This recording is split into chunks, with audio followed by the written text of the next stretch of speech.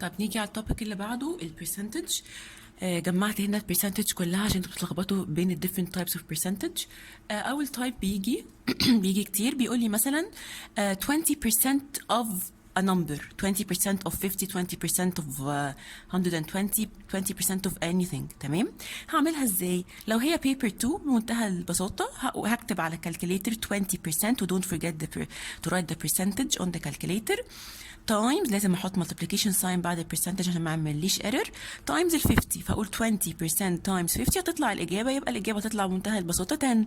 طب لو هي paper 1 هعملها ازاي دي؟ هبتدي افك بقى 20% دي يعني 20 over 100 واوف يعني تايمز 50، وهعمل simplification عشان ما اصعبش الدنيا على نفسي عشان ساعات الارقام تبقى غلسه. دايما في المالتيبليكيشن بتاع الفراكشنز دايما احاول اعمل simplification قبل ما اطلع الفاينل انسر. one of the zeros اي حاجه زيرو فوق بتروح مع زيرو اللي تحت، one zeros في النوميريتور هتروح مع zeros من الدينومينيتور. اهو one of the zero راح مع one of the zero، والزيرو اللي فوق ده راح مع الزيرو اللي تحت، اتبقى لي 2 times 5 اللي الاجابه على طول 10. يبقى this is the first type لما بيقول لي percentage of a number calculator او paper 1. type 2 لقوا 14 out of 20. انا جبت 14 out of 20 في الاكزام. find the percentage، مديني هو ارقام وهو اللي عايز البرسنتج. الغلطه الكومن اللي بتتعمل اللي انا بتعمله 20 over 14. تمام. لا هو مش صح، هو انا 20 over 14 هتلاقي رقم اكبر من 100%. طبيعي اللي انا البرسنتج اتس ا بارت زي الفراكشن كده، بارت اوفر توتال. انا جايبه 14 من 20 فعشان كده عملت 14 اوفر 20 وبعمل تايمز 100 عشان تحولي لاخر الاجابه البرسنتج. تمام. برضو بعمل لو هي بيبر 1 بعمل simplification وهشوف النمبر هي 0 راحت مع 0، 14 اوفر 2 ب 7، 7 تايمز 10 ب 70%، او اكتبها على الكالكوليتر وتطلع. طيب تايب 3 في البرسنتج بيسالني عن الانكريز، هو اللي عايز البرسنتج بتاعت ايه؟ الانكريز بس او الديكريز او البروفيت او اللوس او الريدكشن او الانترست. طب هعمل ايه؟ فور اكزامبل a problem بيقول لي انا اشتريت دريس ب 40 وجيت بعته ب 48. what is the percentage of the profit؟ فهعمل البروفيت بالمنطق، البروفيت كنمبر عباره عن 48 ماينس 40. انا كسبت 8 دولار في البيعه دي. طب هي دي الاجابه؟ لا انا عايزاها في شكل برسنتج. طيب ال 8 دولار دي انا كسبتها ان كومباريزن لايه؟ ان كومباريزن لل 48 ولا ان كومباريزن لل 40 الاساسيه اللي عندي؟ لا كسبتها على ال 40 الاساسيه اللي عندي، يبقى انا هقارن ال 8 بال 40. that's why I make the difference between the two numbers، الكبير ناقص الصغير، اوفر الاوريجينال نمبر اللي عندي تايمز ايه؟ تايمز 100 عشان احول الاجابه في الاخر البرسنتج. so it's 48 minus 40 over 40 times 100.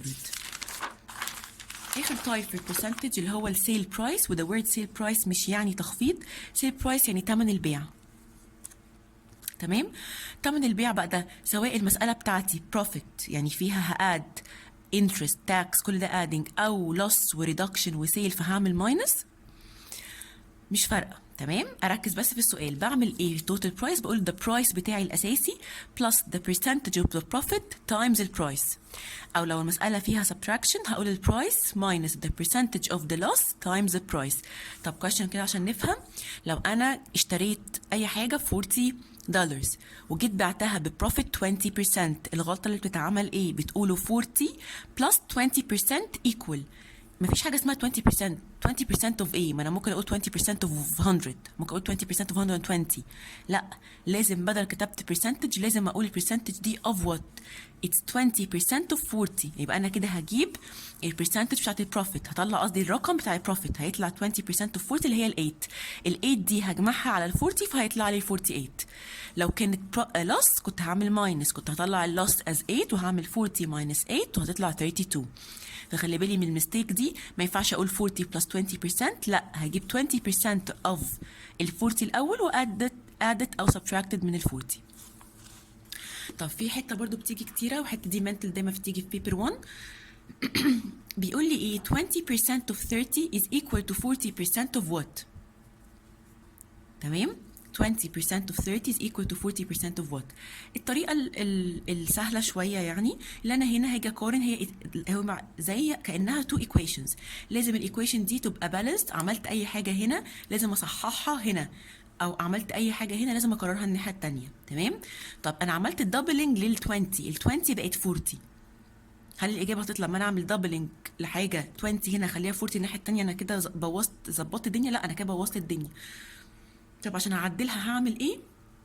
زي ما عملت دبلنج هنا هعمل هافنج للرقم عشان تطلع مظبوطه. يعني هنا 20% بقت 40، يبقى انا بدل ما عملت دبلنج هعمل في الرقم التاني هافنج 30 هتبقى 15 عشان اظبطها. تمام. طيب دي طريقه. الطريقه التانيه لو حد مش فاهم دي، او لو الطريقه دي تنفع بس لو الميسنج نمبر هنا في الحته دي، لو الميسنج نمبر الناحيه التانيه مش هتنفع، مش هفكر فيها كده اصلا. فالطريقه الجنرال لو عايزين بس نعملها نفكها النمبرز برضو. هجيب اجابه دي، يعني ايه 20% of 30؟ 20 over 100 times 30، وهبتدي احلها. 0 هتروح مع الزيرو، 0 هتروح مع الزيرو، هيتبقى لي 2 تايمز 3 اللي هي ب 6. خلاص يبقى كل ده طلع لي ب 6. ال 6 دي مالها؟ ال 6 دي عباره عن 4 over 10 اللي هي او 40 over 100 times a number. يعني ايه 40 over 100؟ يعني الزيرو هتروح مع الزيرو اللي هي 4 over 10. يبقى المساله اتحولت ل 6 equal 4 over 10 times a number. تمام. 6 equal 4 over 10 times a number. طب هكملها ازاي؟ دي missing numbers كأنها مسألة missing numbers عادي. ازاي اجيب الميسنج دوت؟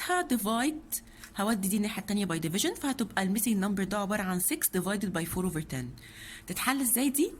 ممكن احول ال 4 over 10 ل 0.4 واعملها decimal، او ممكن اعمل keep change flip. ما ده dividing fractions.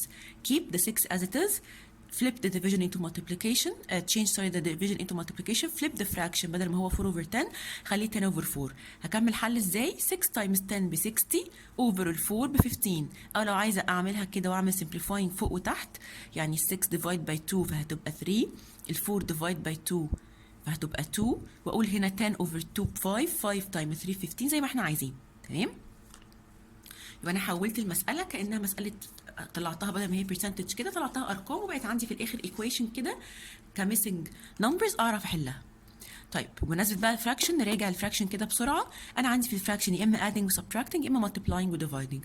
الادنج والسبتراكتنج الهدف بتاعي دايما سواء اديني اي مساله باي صعوبه او دخل فيها الجبرا، لازم اوصل للهدف اللي انا يبقى عندي سيم دينومينيتور. بقى عندي خلاص السيم دينومينيتور، بقاد الارقام اللي فوق او بسبتراكت حسب المساله وخلاص كده خلصت. طيب لو المساله مثلا x over 2 plus x plus 1 over 4، هعمل فيها ايه؟ انا عايزه ال2 تبقى 4 زي دي، يبقى هعمل ايه هنا؟ up and down times 2 times 2. x times 2 2 times 2 هتبقى 2x over 4 plus x plus 1 over 4. هتسيب لي الاجابه كده، انا عايزه الاجابه as one fraction، رقم فيه variable، يعني ما الاكس دي عمرها ما هتروح. بدل ما اداني اكس يبقى في الاجابه لازم يتبقى الاكس برضو. عايزه اجمعهم مع بعض اخليهم ترم واحد. تمام. هعمل ايه؟ الفور والفور تحت زي ما هم، فالدينومينيتور عندي ده سيم. مجرد ان انا هاد النمبرز اللي فوق عندي، هعمل collecting like terms 2x plus x ب 3x plus 1. ال 1 هتفضل زي ما هي. في ناس بتقول 2x plus x plus 1 ب 4x. ال 1 ده constant، حاجه مختلفه تماما عن ال 2x والاكس. ازاي اجمع ال 1 على الاكس فتطلع لي 2x؟ مش منطقي. انا بجمع الحاجات اللي فيها نفس الفاريبلز مع بعض والنمبرز مع بعض. ف 2x plus x ب 3x و plus 1 هتفضل زي ما هي، فبقت 3x plus 1 over 4. الانسر كده، الانسر كده. تمام. طيب multiplying الفراكشنز، 2 over 3 times 4 over 6، هعمل ايه؟ ممكن اعمل simplifying من الاول، او اقول 2 times 4 لو الارقام بس صغيره عادي. 2 times 4 ب 8، 3 times 6 ب 18، simplify بعديها تبقى 4 over 6. او اعمل طريقه السمبليفيكيشن اللي قلنا عليها، divide by 2 هتبقى 1، divide by 2 هتبقى 3. المساله بقت 1 times 4 ب 4، 3 times 3 ب 9. طب الديفيجن اللي لسه قايلينه هنا، بس انا جايبه لكم اكزامبل عشان تشوفوا السمبليفيكيشن بيسهل لي الدنيا ازاي. 9 over 11 divided by 18 over 22. keep change the division into multiplication, flip. هتبقى 22 over 18. ازاي اعمل simplifying؟ هو واحد من فوق مع واحد من تحت. 9 و 18 الاثنين divisible by 9، so I will divide by 9 here هتبقى 1. I will divide by 9 here هتبقى 2. ال 11 وال 22 الاثنين divisible by 11. 11 divide by 1 ب 1. 22 divided by 11 ب 2. فالمسألة اتحولت ل 1 times 2 ب 2 over 1 times 2 ب 2، يعني الإجابة في الآخر 1. لو كنت عملتها كده وعملت multiplication كان الأرقام طلعت كبيرة قوي، فالsimplification بيسهل الدنيا. البورت دي مهمة قوي، بتعامل معاها برضو كأنها fractions أو الرقم اللي بكيبه زي ما هو وبفلip بتشينج وبفلip. لازم تبقوا عارفين اللي divided by 10 هي times 0.1 هي times 10 power negative 1. بفلip الديفيجن into multiplication وبقلب ال 10 بدل ما هي 10 over 1 خليتها 1 over 10 فبقت 0.1. طيب ال 0.1 دي ازاي اكتبها as negative powers؟ لو فاكرين اهو هنا لازم تبقوا عارفين ان ال 10 باور نيجاتيف 1 كانها 10 باور نيجاتيف 1 اوفر 1. عايزك احولها مش نيجاتيف باور لباور عادي، ببقى فليب، بدل ما هي 10 باور نيجاتيف 1 بقول 1 اوفر 10، والنيجاتيف 1 بقت 1، يعني 1 اوفر 10 بقت هي 0.1. 10 باور نيجاتيف 2 هي 0.01. 10 باور نيجاتيف 3 هي 0.001. تمام؟ فالحاجات دي equivalent لبعض. divide by 10 هي times 0.1 هي times 10 باور نيجاتيف 1. طب divide by 100 هي بفليب بقى، هي times 0.01 هي times 10 باور نيجاتيف 2.